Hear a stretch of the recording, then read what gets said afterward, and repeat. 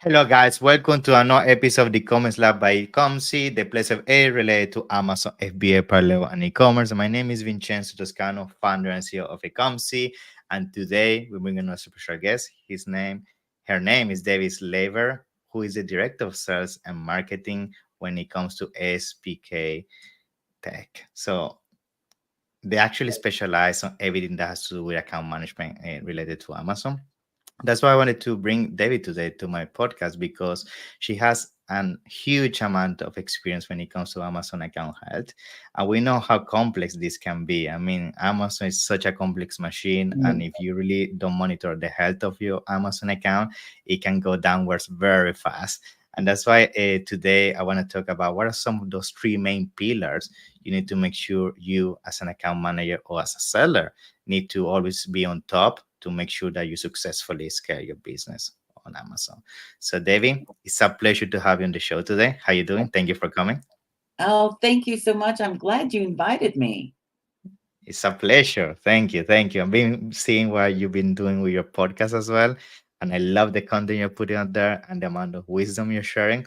So it's definitely such a nice opportunity to have you today on the show because, as I briefly just said during the introduction, I feel everything related to account health on Amazon is always a topic that I feel sellers are struggling. Every single day, I can tell Mm, you how many messages or emails I get of from clients that they're having a tough time. They're getting issues with customer service, they're having suspension issues, complaints. So I'm really looking forward to, learn for some of those gold nuggets, as they call them, you're going to yeah. share with us today and try to, give as much tips as possible to our Amazon community. So, before we go into that, Devi, I know you have such an amazing background in the space. So tell us a little bit about you and, of course, SPC Tech, and then let's go from there.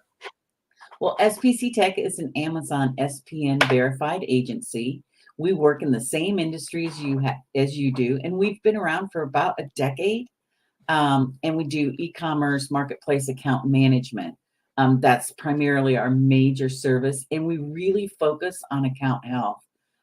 So our account management mainly includes listing optimization, catalog management, enhanced brand content, A plus content, but most importantly, we monitor your overall account health in the marketplace. And it's our responsibility to make sure that you're free of violations, whether it's regarding product compliance, order defect rates, or shipping performance. So I'm very happy today to talk about some of those issues and what we see people coming up with.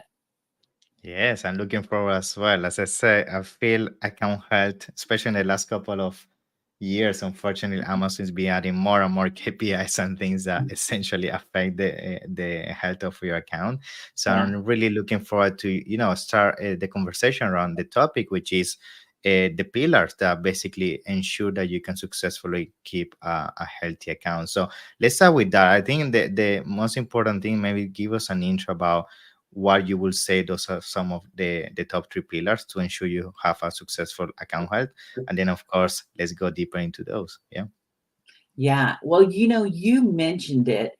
Amazon selling is just ever changing and very fast paced. Yeah. So, what we understand is that there's this constant pressure as sellers to just make sure that you're doing everything right.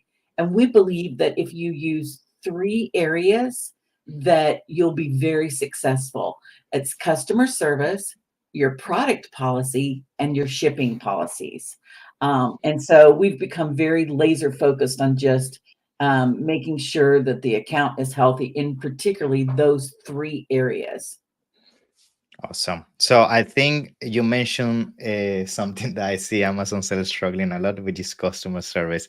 We know sometimes consumers can be very savvy in the way that sometimes they can take advantage of the way Yeah. Amazon operates, or they can complain to the point that can significantly affect your account. So I'm very curious to know from the perspective and the extensive experience that you have when it comes to dealing with customer service, like why do you feel customer service lately is being such an important pillar to have a successful, basically healthy account on Amazon? Yeah. Yeah, well, Amazon is really prioritizing a positive customer experience because they want to keep their marketplace healthy. If you think of Amazon as a large mall that has millions of sellers, they have to have some kind of guidelines to make sure that, the customers who are coming in are happy, because happy customers will come back for more purchases and they'll also leave you positive reviews. And so unhappy customers will leave you negative reviews, and that's going to hurt your reputation, lead to chargebacks and returns, which of course going to hurt your account health. So I think Amazon has prioritized the positive customer experience primarily to keep trust and credibility in the marketplace. You want to feel confident when you go to Amazon that you're making purchases from sellers that are professional, Mhm. and so we found that that's just really important to start there because that's where Amazon is prioritizing. Yes, I think beyond that, what I also feel that is been happening is that customers are getting also more demanding because there are Mhm. so many options out there. That's the reality. There are other marketplaces now. People have options, and if you are really not the top of the game when it comes to the experience that you provide to your customer, they can just basically go to your neighbor and basically purchase the product from there, and that's a customer that you lose. So it's very important that you understand how to keep customers happy, because I know the day that's the foundation to ensure you can Mhm. successfully scale a brand on Amazon. Now, I would like to learn from you, like from the experience of managing accounts, like what are you seeing some of the biggest issues people encounter when it comes to basically having a healthy account on Amazon? And beyond that, once you mention some of them, like what are some of the best practices that you feel are successfully allowing Amazon sellers to keep that bar high when it comes to customer satisfaction? Yeah. Yeah. Even if you have a really strong customer service focus, I think that you hit the nail on the head with one thing. People are demanding nowadays. Mm, mm, They want high quality product at low prices. They want it fast, no delays. They want to get returns and refunds as quickly as they can. So you're going to run into various issues like this when you're, managing a Walmart. Excuse me, an Amazon marketplace, and so there are things that you need to understand. There are actually two types of reviews that will happen on Amazon. The first one is the product review, which we're all very familiar with. We look to see, what other sellers have been. And the other one is the buy or the seller reviews. And these are called your A to Z claims. mhm. Yeah. And so Amazon is actually guaranteeing anybody who buys from them that if they have a negative experience with a seller, that they can file a claim. And this is going to negatively impact your health and your seller ranking. So that's the reason why we're saying, make sure you're taking care of your customers. You don't want A to Z claims. If there's a product defect, take care of it. If it's a shipping problem, take care of it. I mean, the faster that you can uh, respond to some of these complaints and stuff like that, the better off you're going to be, and your results within the Amazon marketplace. Um, if Yes. customers have inquiries, make sure that you answer those either about products, orders, returns. They want timely and accurate information, and be sure your communication is clear. Okay. If you're not understanding exactly what they're asking, get some clarification, because negative reviews on your product or on your seller account, they are going to hurt you. Yeah, I know. It's something that I feel a lot of sellers dropping the ball, because sometimes it's very easy to fall into the trap of getting very emotional and thinking that, I know my product, I know my brand, people just complaining because they want to complain, and you don't want to acknowledge that there is actually an issue with the product or the experience that you're giving. So I agree. I would say one of the best things you can do as a brand owner is be as proactive as possible and Yeah. be fast. when it comes to providing the solution, because if a client reach out and you're gonna take 48 hours, 72 hours to get back to them, by the time you actually propose a solution, the experience and the first impression you already Mm, gave is so negative that it's very difficult to win the customer back. So 100%. yeah. You're absolutely right. Just being proactive and quick responses. Uh, the faster that you can resolve it, the better the experience is for them, even though it's a negative experience. If you can Exactly. resolve it quickly, then and give them a solution or at least make some kind of an effort. I'll give you just a yesterday we were reviewing an account to find out how to create a plan of action because they had been deactivated due to Okay. some A to Z claims, right? So we're reviewing the account, we're looking through it, and the person says, well, the buyer says, well, I didn't get the product. And the Mhm. seller responds back and says, well, I can see that it got delivered. UPS says it was in your mailbox. And she's Yeah. like, well, I was at home all day and there was nothing in my mailbox. So I'm not sure what happened to the package. And the seller's response was, well, there's not really a lot I can do because it shows it was delivered. Yeah. You know, I and you're like, Mm, what? No. mm, They even went as far as to say, maybe you can contact USPS and find out why they didn't put it in your mailbox. yeah. And then So by then the customer is gonna get more angry and then reach out to Amazon, and that's where things get out of control very fast. yes, exactly. I don't think that people understand that these A to Z claims that Amazon guarantees that you can speak against the seller actually will affect your order defect rate, and that's one of your key metrics for account health. So if you have a high order defect rate, you may not get the buy box. You may get suppression from featured offers, or you might get your account suspended. So that's the reason why we talk about these things all the time is because, you know, there it can affect a lot. Yeah, yeah. I think now another thing I would like to bring to the conversation is everything regarding the policies of a product, because I feel Mm, that's also a very important thing that's going to ensure the health of the account is kept consistent and high.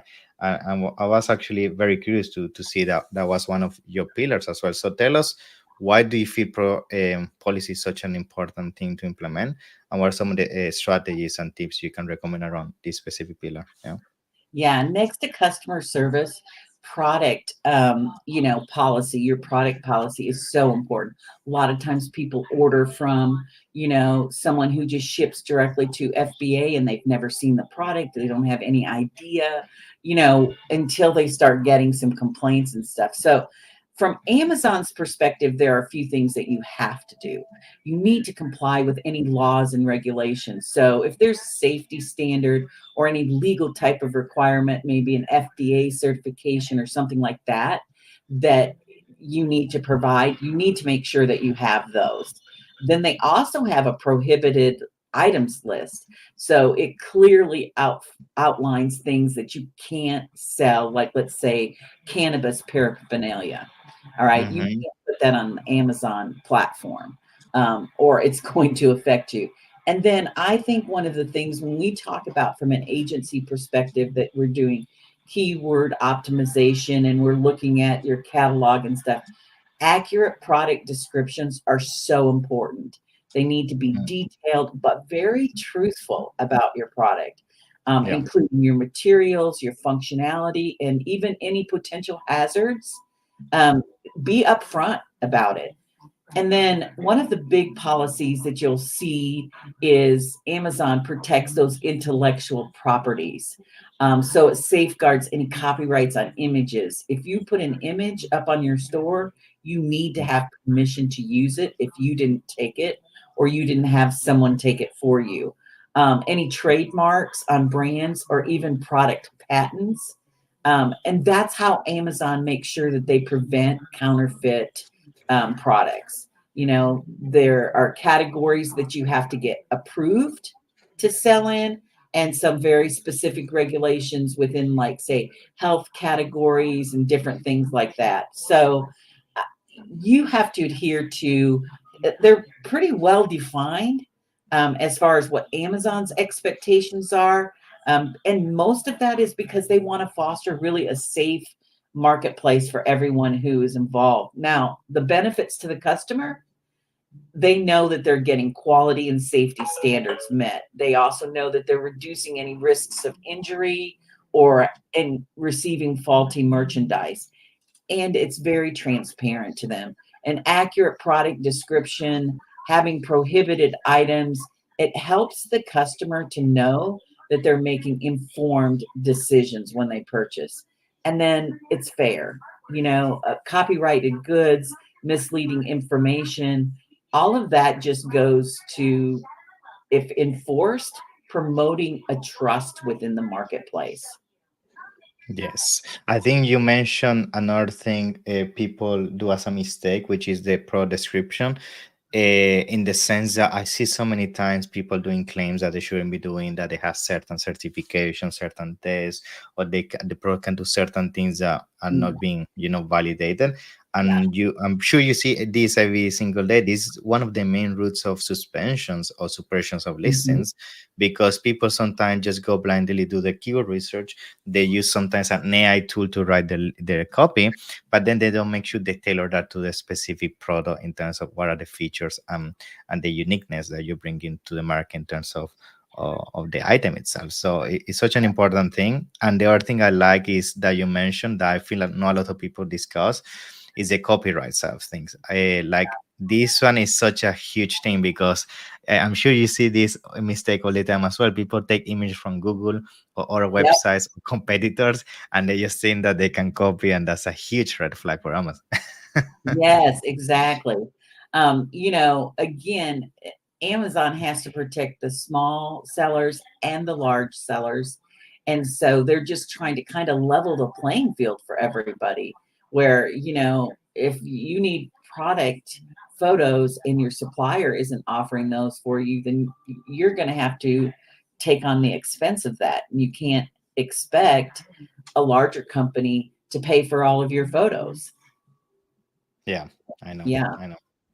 Now, another thing I would like to talk about product policy is like, what are some of the, you will say, if you have to choose one of the main types of violation you see people suffering from, that would Mhm. be. And beyond that, once we discuss what is the main policy basic evaluation people is doing, what is usually the plan of action you give to your clients, so people ask you how to solve it, so people can take action Yeah. on Well, since probably September of last year, we've it? really seen a high increase on product authenticity issues. Okay. The customer complaining, or evidence somehow suggests that there's an inauthentic product that can lead to account suspension. And the buyer might not, I mean, the seller on the marketplace may not even be aware that they may have bought inauthentic product. So this is the reason why your record keeping is so important. You want to have invoices that show who you purchased it from, because this is what Amazon, if somebody complains, it could be the brand themselves complain because they don't believe that you have the right to sell their product. Therefore, they don't know that what you're selling is actually theirs. So, if you are selling a brand, we recommend that you get a letter of authorization from the brand. So, the way that most brands work is they have somebody who manufactures the product, and then they usually use a distributor. Okay. So, if you're buying from a supplier who is a direct distributor from the brand, they can offer you a letter of authorization. If you're just buying, Mhm. pallets of leftover product from, you probably don't have authorization to sell that item. And so, um, what we see is a lot of these inauthentic product things end up in account suspension because people can't back it up with invoices or letters of authorization. And so this is probably, we've seen just a really high volume of these recently. Yeah, I think this issue I have seen the same, and unfortunately, sometimes comes from misinformation. People think that sometimes they can just buy products from any reseller or any manufacturer, Mm. and and this can be such a costly mistake, not only from the point that your account can get suspended, but then if you realize that you basically bought inventory that hasn't been qualified and to be effectively sold on a platform, then you're left with all this dead inventory that Mhm. essentially is illegal to some extent to sell. So it's such an Yeah. important thing that you do your due diligence before you really commit into big purchases like that. Yeah, Um, if you get your account suspended and you are able to provide, or you're even able to explain to Amazon, I'm sorry that happened from my supplier. I'll make sure that I go through. You could very likely have all of your product destroyed. exactly, because it's illegal. Yeah. Yeah, Mhm. yeah. So you can even resell it in the worst. Yeah. No, exactly. And It's not like you can pull it from Amazon and get it back, because if they determine that it is indeed inauthentic, it's inauthentic on their marketplace and any other marketplace. So they have the right to dispose of product that they believe to not be authentic. yeah. Now I would like to come with the conversation towards the last pillar, because so far we've been talking in terms of the product violation. We also at the beginning mentioned everything that has to do with the customer service. So I'm curious to know, based on your experience, what do you think is that third pillar that is definitely a must have to keep a Shipping. healthy account on Amazon? Yeah. It's shipping. And I'll Yeah. tell you, Amazon actually, when Amazon first started, you know, seems like such a long time ago. Their big thing was always based on your shipping and your shipping rate. That's what Prime is all about. If you have a Prime membership, you have guarantees that you're going to have shipping done. So it has to be fast and reliable. And it's probably a major factor in customer service satisfaction. They expect their product to arrive on time. They expect it to be undamaged, and they want it to be, within the time frame that they've been told. Most people even want to be able to track it. So even if you're entering your shipping and you're putting an incorrect number or something in it, that could lead to problems for you. So there are some metrics that you can pay attention to that you need to just keep in mind, like your on time delivery rate, or they call it OTDR. You need to have Hmm. at least 97% of your orders arrive on time. Okay. This Yeah. builds customer satisfaction. The next metric that we would keep in mind is your late shipping rate, or Yeah. LSR. And so you want to strive to have less than 4% of any of your shipments arrive late. And this shows that you have reliability in the fulfillment. And the last metric that you really look at when you're talking about shipping is a valid tracking rate, or VTR. You want to ensure that at least 95% of all of your shipments have a valid tracking information. This means the customer can track their information, and it gives them some transparency. They know my package is going to get here tomorrow, right? Um, Yeah. and so, in fact, if you focus on just those metrics alone when it comes to shipping, you'll have a smooth experience for your customers, and you'll also maintain a really positive reputation as a seller. Yes, I think also the reason why I encounter from experience that sellers struggle with these metrics is because they might be coming from our marketplaces where shipping is more flexible, like eBay, for example, or your Mm, own website, and they are not tied to such a high KPIs when it comes to performance of shipping. And that's why I'm curious to learn from you, like based on this thing that you see, you have started to identify as a trendy issue from sellers.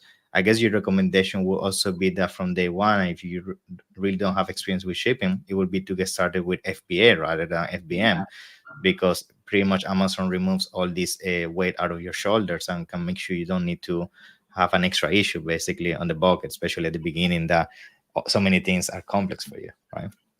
yeah, we really do recommend, especially for people who are just beginning, unless a company comes to us and they have been shipping, they have their own warehouse and that Mhm. type of stuff, or they have a 3PL warehouse that is very accurate and can provide them with Mhm. documentation and stuff.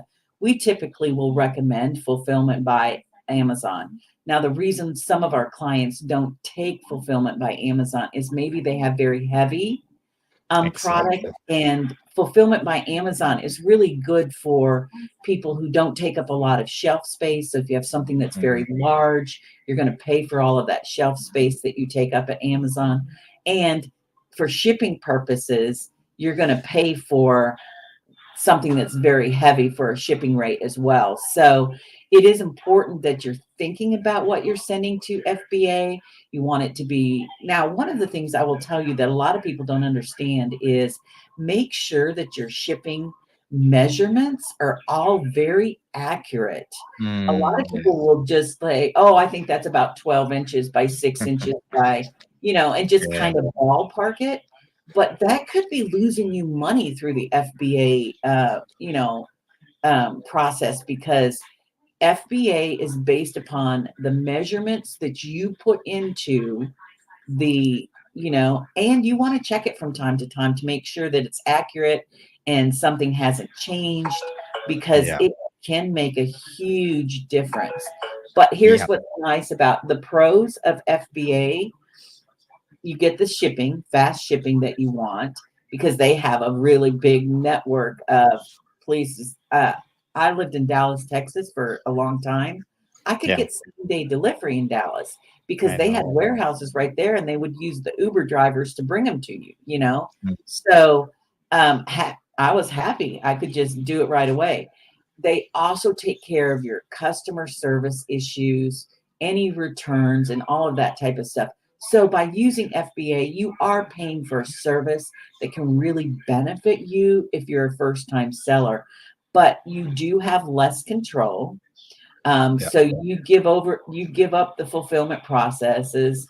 If product gets damaged during storage or even delayed, Amazon will take care of it for you. And they will, if it's their fault that it got damaged, shelf damaged, or something like that, they will refund you for that at the price that you would be selling at.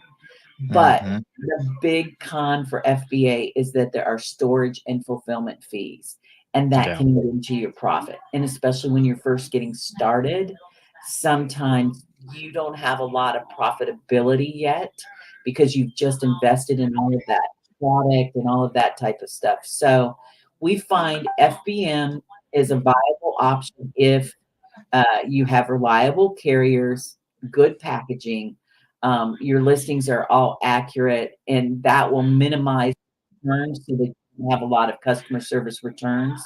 Um, and then you provide communication to your customers regarding the shipping timelines, delays. You get good tracking information in there and stuff.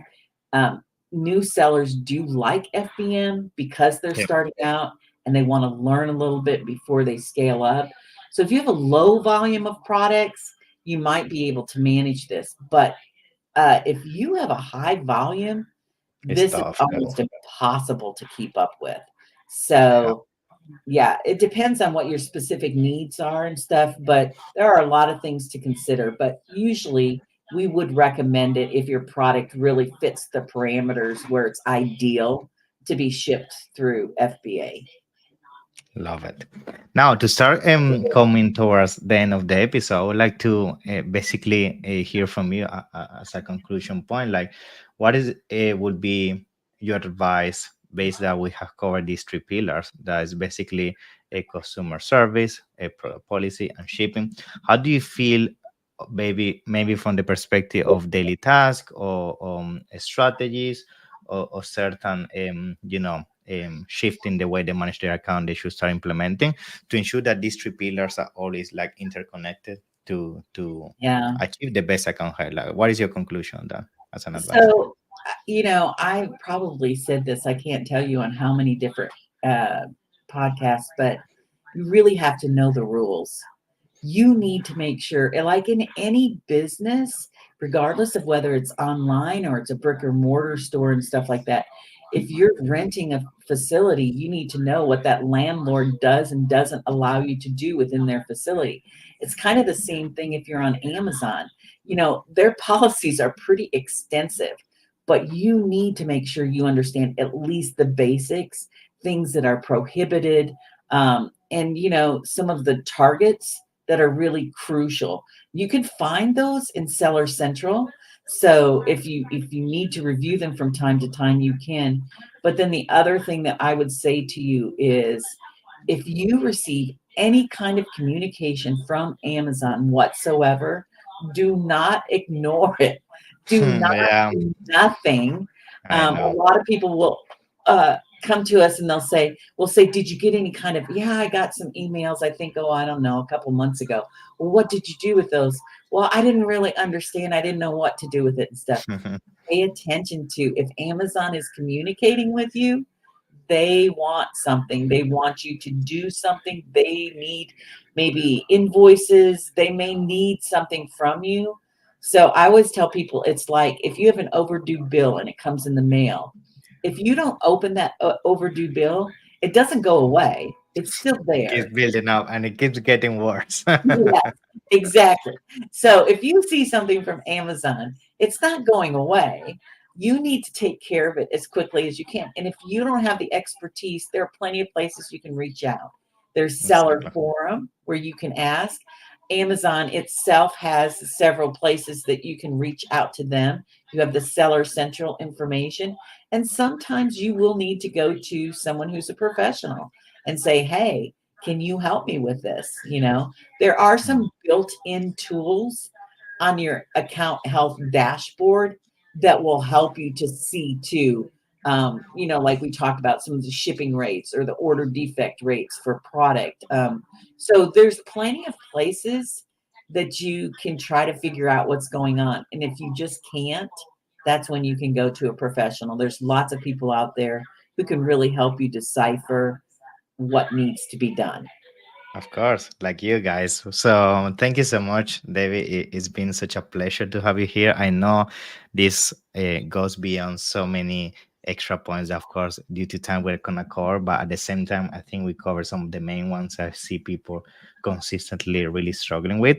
And I'm sure if people want to learn more about other tips or really figure out ways to improve their account health, they can reach out to you guys. So it would be great if you can share like how people can reach out to you and also your company SPC Tech to work on that. Yeah. Yes, so you can always find us online at spctech.com. We also have a podcast called Ecom Insiders. It's on YouTube, Spotify, and any of those places where you typically listen to podcasts.